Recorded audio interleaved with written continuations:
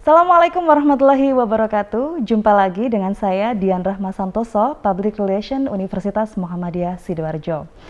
Maraknya permasalahan akibat pandemi COVID-19 ini belum juga berakhir hingga sekarang, bahkan hampir 1 tahun kita mau anniversary 1 tahun berdampingan dengan COVID yang belum juga berakhir ini.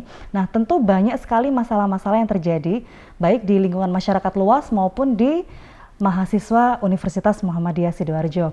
Nah, mengenai banyak sekali persoalan yang terjadi di kampus kita, terutama di kalangan mahasiswa. Nah, ini kita akan segera berbincang-bincang secara eksklusif dengan Rektor Universitas Muhammadiyah Sidoarjo.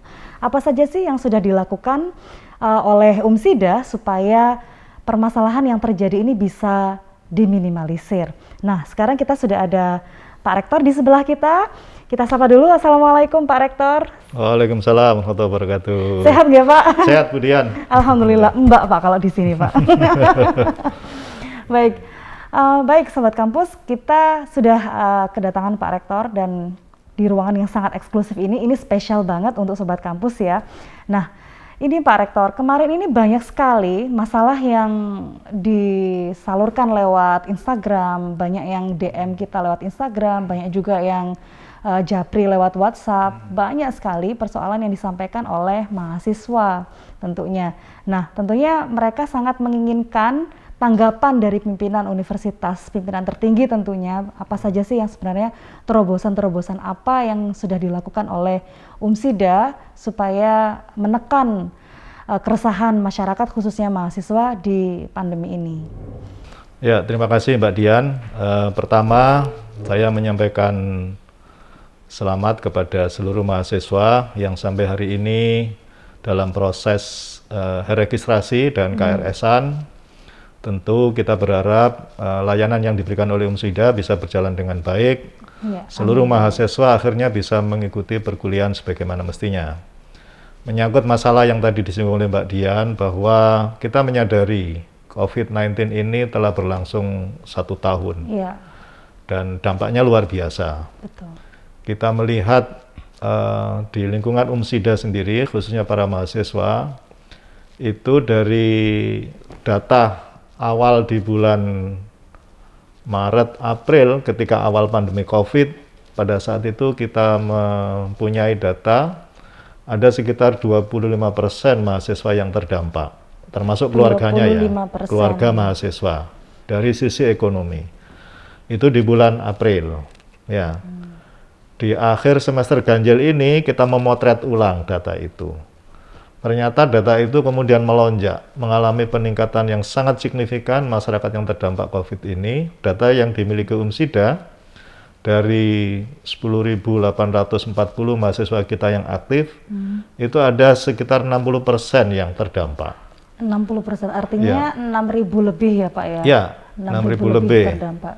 Karena kita melihat dari data mahasiswa yang kita beri beasiswa, kemudian data mahasiswa yang kita beri kelonggaran waktu penundaan pembayaran, itu jumlahnya ya 6.000 lebih. Sehingga sekitar 60% kita menyimpulkan ada dampak dari aspek ekonomi, keluarga, dan mahasiswa di UMSIDA ini. Nah, karena itu kita tidak menutup diri melihat kondisi yang seperti ini. Karena kita ini menjadi bagian dari lembaga yang dimiliki oleh Persyarikatan Muhammadiyah, dan kita mengetahui, menyadari, dan memperjuangkan sekaligus bahwa Muhammadiyah itu sebagai gerakan dakwah. Betul. Maka keberadaan UMSIDA menjadi salah satu amal usaha Muhammadiyah ini juga tidak boleh lepas dari situ.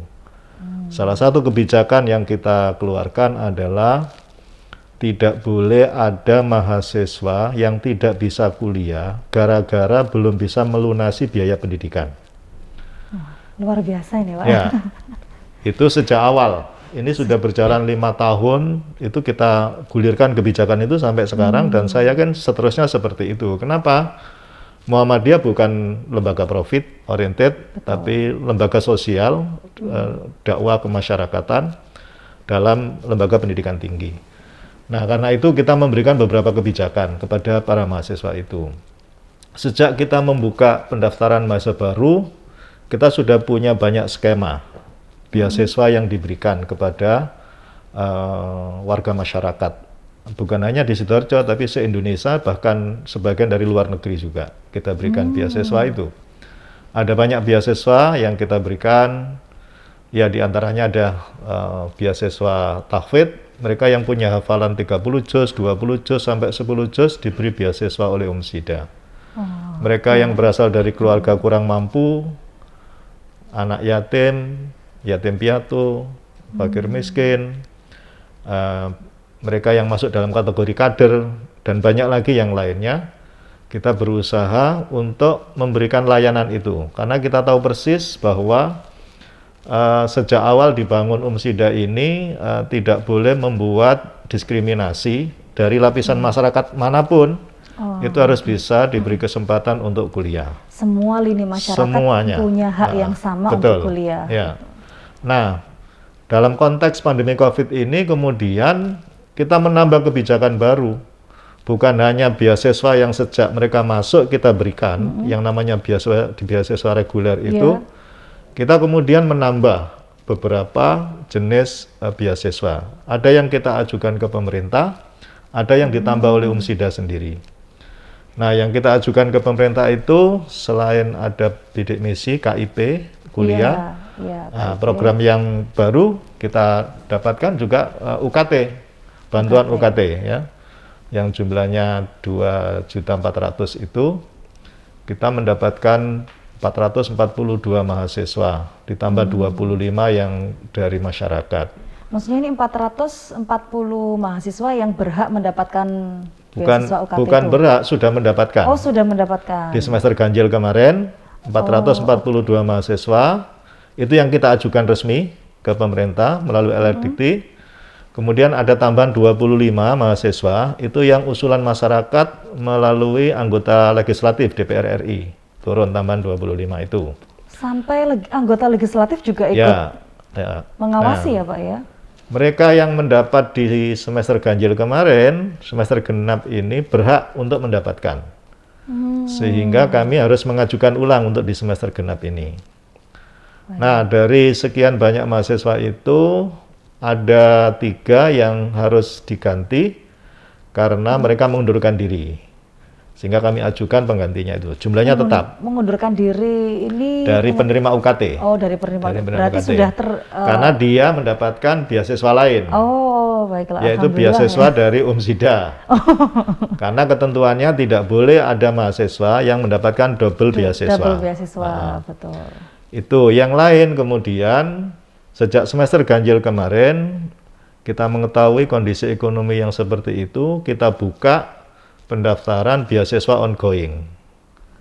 Beasiswa ongoing itu adalah kita berikan kepada mahasiswa yang secara ekonomi terdampak akibat COVID-19 yang tidak mendapatkan beasiswa, baik dari pemerintah maupun internal Umsida. Yang tidak mendapatkan dari mana-mana ya Pak ya? Nah, itu kita fasilitasi dapat beasiswa ongoing.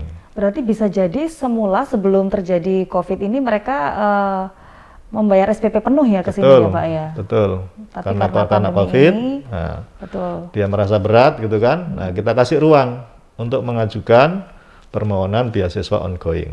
Wah, ini luar biasa sekali Pak. Tidak ada kampus lain menurut saya ya. Kalau di kampus lain mungkin agak kesulitan juga ini pemecahan beasiswa seperti ini selain beasiswa pemerintah ya Pak ya. Tapi ini saya jadi penasaran Pak. Kan beasiswa dari Umsida. Nah, Umsida ini dari mana Pak fundingnya? Sampai bisa memberikan beasiswa jadi ke sekian ribu. Kita itu sejak awal membangun Umsida ini dari nol dulu, tidak punya apa-apa Umsida ini. Kita berkembang ini dengan pola memanage keuangan kampus. Operasional kampus tetap terjaga, berjalan secara berkelanjutan begitu. Tapi kita juga memastikan ada saving dari keuangan kampus itu. Sehingga saving itu bisa dipakai untuk mengembangkan kampus. Nah, dalam 5 tahun terakhir ini, kita membuat kebijakan baru. Ketika Bapak Ibu dosen dan karyawan Umsida, itu sudah kami nilai cukup pendapatannya itu. Sehingga kita membuat kebijakan setiap dosen, karyawan itu dipotong 2,5% dari gajinya itu sebagai bentuk zakat profesi. Nah, zakat profesi ini kemudian kita serahkan ke Lazismu, kantor layanan Lazismu yang didirikan oleh Umsida. Nah, Lazismu ini mengelola banyak jenis, salah satunya adalah beasiswa.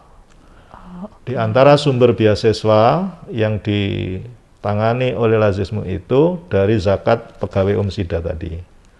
Juga ketika belum terjadi COVID yang lalu, itu selain pendapatan Lazismu Umsida ini, selain dari zakat pegawai Umsida, itu juga dari para mahasiswa dan para alumni, termasuk sebagian dari masyarakat. Jadi mereka percaya gitu betul, ya, percaya betul. sekali pada Jadi Lazismu beberapa Umsida. pengusaha itu menyerahkan zakatnya ke KLL Umsida. Subhanallah, luar biasa ini. Mahasiswa kita yang punya kelebihan rezeki, yang sudah punya usaha, itu menitipkan zakat infaknya ke Lazismu Umsida. Para mahasiswa yang tahu persis bahwa Umsida punya program untuk saling membantu itu, memberi beasiswa kepada kawan-kawannya itu, mereka kemudian melakukan gerakan yang namanya GISMA. Gerakan infak sedekah mahasiswa. Itu dilakukan oleh mahasiswa untuk mahasiswa, dikoordinasikan oleh Lazismu. Nah, tentu kebutuhan beasiswa yang ada sangat besar, belum cukup untuk disuplai oleh Lazismu sendiri. Karena itu sejak awal Umsida sudah mengalokasikan anggaran beasiswa itu untuk para mahasiswa yang harus dibantu supaya kuliahnya tidak tersendat, kuliahnya bisa berjalan. Nah, itu yang kita tekankan. Wah, ini keren banget ya Sobat Kampus. Jadi kalau misalkan kalian yang mungkin punya rezeki lebih ya, jangan sampai hanya karena masalah pandemi terus nggak kuliah di kampus, kuliah harus terpaksa online, kemudian kalian jadi ogah-ogahan untuk lanjut kuliah ya, karena di teman-teman sendiri, teman-teman Umsida sendiri masih banyak yang membutuhkan banyak sekali bantuan biaya tentunya Pak ya. Tapi mereka harus menanti uluran tangan dari rekan-rekannya juga, dari kita semua tentunya. Nah, maka mari kita saling bergandengan tangan, saling menguatkan supaya Umsida ini tetap jaya dan mahasiswanya tidak ada yang putus kuliah hanya karena permasalahan finansial. Wah, saya speechless banget ini Pak. Saya bangga loh Pak di sini Pak. Semakin bangga jadinya. Alhamdulillah. Alhamdulillah. Nah, kemudian ini Pak, kalau misalkan pembiayaan dari itu tadi, kalau dosen, karyawan sudah ada alokasinya untuk ke Lazismu Umsida. Nah, sedangkan di pandemi seperti ini, tadi Bapak juga sempat menyinggung bahwa banyak mahasiswa yang minta pengajuan untuk penundaan pembayaran. Betul. Nah, tapi biaya operasional kampus kan harus tetap berjalan ini Pak ya. Karyawan, dosen, listrik dan segala macam ini kan harus tetap dikeluarkan. Nah, ini bagaimana pengelolaannya Umsida? Kebijakannya seperti apa Pak? Ya, jadi kita sejak awal mengembangkan kampus ini, saya kira sebelum saya, mulai Prof. Safik, Prof. Zainuri, itu punya semangat yang sama. Bahwa pengelolaan keuangan perguruan tinggi, lebih-lebih Umsida ini harus dilakukan dengan sebaik mungkin, dengan sangat serius. Karena formulanya kalau kita ingin kampus ini tumbuh berkembang terus, maka kita harus sangat serius di dalam mengelola kampus ini. Termasuk di dalamnya tentu mengelola keuangan kampus. Nah, maka semangat kita itu setiap tahun tidak boleh anggaran itu habis. Ya, lebih-lebih dulu ketika sebelum pandemi COVID. Maka kita mengelola keuangan, pendapatan, dan pembelanjaan itu harus betul-betul dihitung. Tidak boleh uang yang kita terima itu habis dalam tahun itu. Maka sebelum COVID dulu, kita hampir rata-rata setiap tahun itu bisa menyisihkan saldo anggaran di akhir tahun itu sekitar 15 miliar. Hampir setiap tahun ya, Pak, hampir setiap tahun. Wow. Nah, itulah kemudian kita bisa mengembangkan fasilitas kampus ini. Dulu sebelum COVID, sepanjang tahun kita tidak pernah berhenti untuk membangun Betul. gedung. Kenapa itu kita lakukan? Karena pertumbuhan mahasiswa kita terus Semakin bertambah. banyak, ya. Saya masih ingat sekitar 5 tahun yang lalu, kira-kira mahasiswa kita ini baru 6.500-an. Sekarang jumlah mahasiswa kita yang aktif 10.840, itu yang aktif, artinya yang kuliah di semester ganjil kemarin. Kalau kita jumlah dengan mahasiswa yang belum lulus, tapi tercatat sebagai mahasiswa UMSIDA, itu 13.500-an. 13.500. Jadi ada kenaikan sekitar 7.000 kan? Betul. Dalam 5 tahun ini. Lebih dari 100% ya, Ya. Pak, kalau dari awal, Betul. dari 5 tahun yang lalu. Nah, itulah sebabnya kita melihat tren setiap tahun mengalami kenaikan yang signifikan ini, maka UMSIDA tidak pernah berhenti untuk memenuhi kebutuhan fasilitas pembelajaran itu. Nah, sesungguhnya di tahun ini pun kita punya tahun 2020, 2021 punya program yang mercusuar membangun tower UMSIDA betul. itu. Yang di kampus 3 kampus itu 3, ya, Pak? 23 lantai itu. Iya. Nah, itu kita hentikan dulu karena ada COVID ini, karena seluruh pembelajaran bisa kita selenggarakan secara daring. Itu kan ya. Nah, kembali ke tadi itu, tentu saving itu tidak kita habiskan semua untuk pengembangan fisik. UMSIDA bertanggung jawab untuk mengembangkan kualifikasi akademik dosen. Maka kita kan punya program mempercepat doktor di UMSIDA ini. Dosen-dosen yang belum S3 termasuk Mbak Dian ya. Itu kita dorong Jadi untuk mengambil program S3. Ya. Sehingga Pak, saya terdorong, Pak. kita punya proyeksi kira-kira 4 tahun lagi itu sudah mencapai sekitar 60% dosen UMSIDA ini itu doktor. 4 tahun lagi ya, Pak ya. 4 tahun lagi. Nah, Insya Allah saya udah dokter, Pak. Amin. ya, sekarang kita baru punya 41 doktor 41. sekarang ini. Dari berapa jumlah Kita dosen, punya dosen tetap itu sekitar 250-an. 250. Baru 40. Tapi 4 tahun lagi itu harus melompat mengalami lipat ganda. Menjadi 60%. minimal 60% harus doktor. Karena itu, meskipun ini kena pandemi COVID tahun ini, kita programkan besar-besaran menguliakan dosen ini. Kemarin dari satu fakultas saja, FBIS yang sudah masuk ke kami, pengajuan itu ada 24 dosen. Wah. Yang berangkat di tahun 2021 ini. Nah, kita masih menunggu nanti dari Fakultas Saintek berapa, dari FPIP berapa, dari FAI berapa, dari Fikes berapa, begitu. Ya, karena ini juga menjadi bagian dari pelayanan kepada mahasiswa. Nah, kita tidak ingin dosen dari aspek kualifikasi akademiknya mengalami stagnan. Enggak, kita dorong lebih-lebih yang masih muda ya, yang masih cukup panjang Ya, makasih, Pak. pengabdiannya di UMSIDA ini, kita dorong untuk melakukan studi lanjut. Termasuk juga pengurusan jabatan fungsional. Nah, kita juga proyeksikan 4 tahun ke depan itu, ya harapan kita 60% lektor kepala, guru besar. Amin, amin. Karena proyeksi kita, UMSIDA ini secara institusi pada saatnya nanti itu terakreditasi unggul. Nah, syaratnya itu yang paling berat pada aspek dosen ini. Jumlah dokternya Kualifikasi itu akademik, ya, Pak. jumlah dokter, sama jabatan fungsional. Nah, itu dari mana uang yang sebanyak itu? Satu mahasiswa katakanlah ada 100 juta biayanya untuk kuliah S3. Dari beberapa prodi mungkin ada yang lebih ya, apalagi yang kuliah di luar negeri. Ya. Nah, itu memang sudah kita rancang sedemikian rupa. Itu tahun ini yang berangkat mungkin hampir ada 100-an nanti kalau seluruh fakultas yang kemarin kita proyeksikan itu yang sedang kuliah S3 nanti. Yang nanti masuk di ajaran 2021-2022 ya, Pak ya? Ya, itu.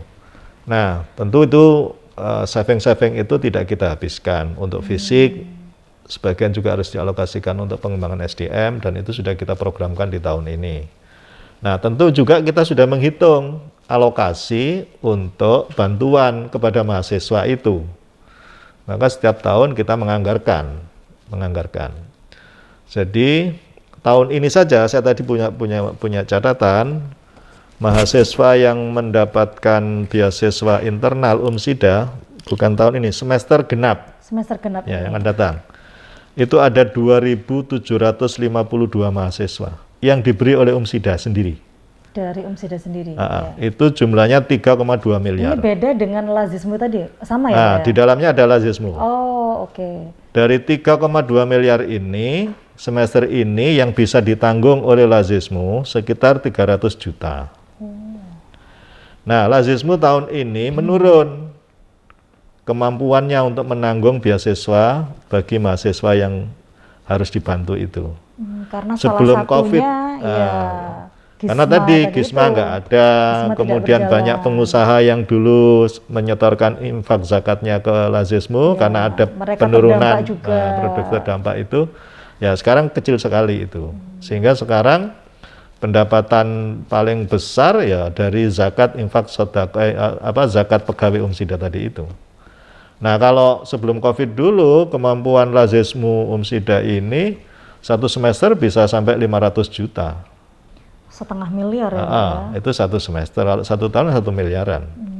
Jadi pada sisi ini kita merasa sangat terbantu dengan adanya lazismu yang kita dirikan. Dan sejak awal kita mendirikan lazismu itu untuk mensupport ini ya. Nah, itu kondisi mahasiswa kita ya, yang kita beri beasiswa internal. Selain itu, kita juga memberi bantuan non beasiswa. Itu jumlahnya ada 7.600 mahasiswa. 7.600 Ya. mahasiswa. Jadi kalau dihitung total beasiswa dan bantuan non beasiswa yang dikeluarkan oleh Umsida di semester genap ini itu 4,72 miliar. 4,72 miliar. Satu semester ya. Satu semester.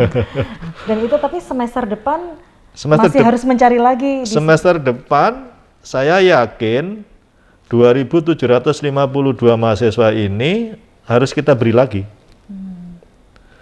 Karena 2.752 mahasiswa itu sebagian besar, hampir 1.700-an, itu memang beasiswa reguler.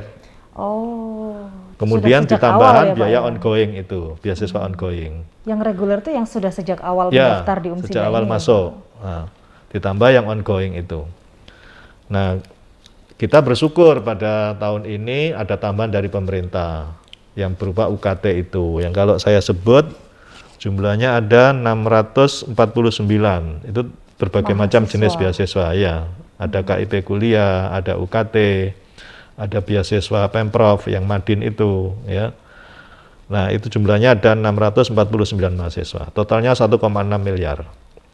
Sehingga kalau kita total beasiswa yang diberikan Umsida dan pemerintah yang diterima mahasiswa di semester genap ini itu ada 6,36 miliar.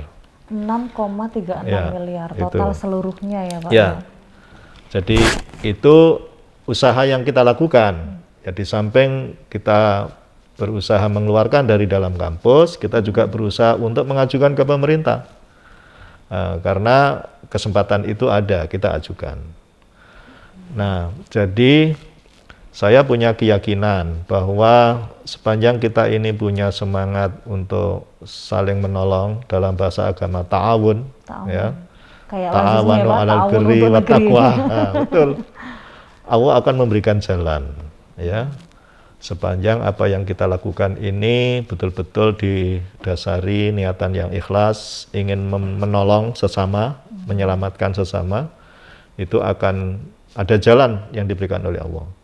Yang saya sebut tadi itu di luar kegiatan-kegiatan yang diselenggarakan oleh Umsida dan juga lazismu Umsida yang bersifat sosial itu, di luar itu. Kalau itu dimasukkan lebih banyak lagi. Jadi yang saya sebut tadi itu masih baru untuk mahasiswa. Belum bantuan Umsida yang bersifat sosial ke masyarakat umum. Wah, luar biasa sekali. Belum lagi kontribusi Umsida untuk berbagai kegiatan persyarikatan Muhammadiyah, mulai dari cabang, daerah sampai pusat. Dan itu kalau dilacak mulai Aceh sampai Papua ada datanya. Jadi Umsida ini sudah menyalurkan sekian banyak itu dari Sabang sampai Alhamdulillah. Merauke, luar kita biasa. punya semangat ingin membangun negeri bersama-sama, tentu sesuai dengan kemampuan Umsida. Ya. Nah, karena itu kita sangat berkepentingan supporting dari dosen, dari karyawan, dari mahasiswa, dari orang tua, wali mahasiswa. Inilah yang dilakukan oleh UMSIDA. UMSIDA hadir bukan hanya untuk UMSIDA, tapi UMSIDA hadir juga untuk umat, untuk masyarakat, untuk bangsa dan negara ini. Luar Ya, biasa. gitu. Saya tepuk tangan sendiri, Ya. Pak, karena nggak ada audiensnya di sini ya. Ya, Sobat Kampus, itu tadi sudah mendengar sendiri ya statement yang disampaikan oleh Pak Rektor. Tentunya UMSIDA sudah sedemikian rupa berjuang untuk membantu sesama, untuk kalian para mahasiswa, juga untuk masyarakat luas yang ada di luar UMSIDA. Bahkan tadi Pak Rektor sudah sempat menyinggung mulai Aceh sampai Papua. Itu artinya tidak sedikit yang dikeluarkan oleh UMSIDA untuk membantu negeri ini agar tetap apa ini ya Pak ya, tetap sabar Ya. selama pandemi COVID-19 ini terjadi dan belum berakhir juga. Nah, karena di UMSIDA sudah melakukan sedemikian rupa, maka kita semua berharap teman-teman mahasiswa juga tetap bersemangat untuk terus belajar dan jangan lupa juga berdoa dan yakin pada Yang Maha Kuasa bahwa jalan juga pasti akan dimudahkan ya, karena kita berusaha untuk saling menguatkan satu sama lain. Nah, ini ada satu kasus ini Pak, yang ada yang curhat juga ke saya ini Pak. Orang tua saya ini nggak bisa, bukan orang tua saya ya Pak, orang tua yang curhat ini maksudnya, ya orang tua mahasiswa. Orang tua saya ini karena beliau ini dulu bekerja sebagai antar jemput Pak, antar jemput anak-anak sekolah. Nah, otomatis pendapatan hanya dari situ Pak. Kemudian sebetulnya kalau dihitung dari aset ada 3 mobil yang mereka miliki, ada 3 mobil. Tapi ini banyak sekali prosesnya, nggih. Kemudian 3 mobil ini terpaksa tidak bisa bekerja, tidak bisa berjalan sehingga mereka tidak bisa kuliah dan kebetulan mahasiswa UMSIDA juga. Nah, yang seperti ini mungkin kalau dari sisi keuangan teman-teman bisa yang punya masalah ini bisa mengajukan ya ke UMSIDA melalui lazismu dan melalui segala macam yang Bapak Rektor barusan sampaikan. Tapi untuk kasus-kasus yang seperti ini yang sampai mereka tidak memiliki biaya, bahkan mungkin untuk hidup juga menjadi susah, apa kira-kira yang Bapak bisa sampaikan untuk saling memberi penguatan untuk mereka, Pak? Ya, seperti yang saya singgung di depan tadi, bahwa UMSIDA dalam proses sebelum adanya registrasi, kita sudah mengantisipasi itu. Dari data yang kita miliki, sekitar 60% mahasiswa kita terdampak. Karena itu kita membuka beasiswa ongoing itu. Ya tentu beasiswa ongoing itu tidak bisa menutupi seluruh kebutuhan biaya pendidikan. Karena kita punya kebijakan tadi itu, tidak boleh ada mahasiswa yang tidak bisa kuliah gara-gara biaya pendidikan. Nah, di registrasi ini, bagi mahasiswa yang belum mempunyai kecukupan untuk menutup biaya registrasi itu, kita beri kesempatan untuk mengajukan penundaan, tadi yang saya singgung itu.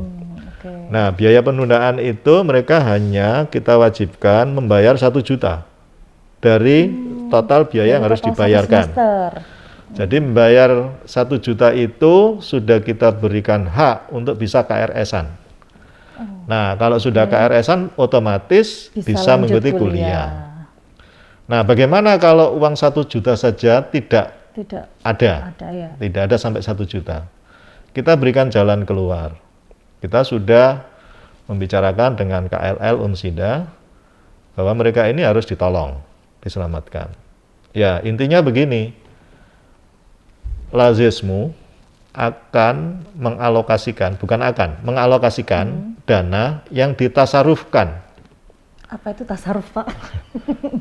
Dikeluarkan. Ya, yang fungsinya nanti diserahkan, bukan lazismu lagi yang mengelola, ya, tapi kita tunjuk orang, dana ini nanti akan dipinjamkan, ya, non bunga kepada mereka yang tidak bisa memenuhi 1 juta itu tadi.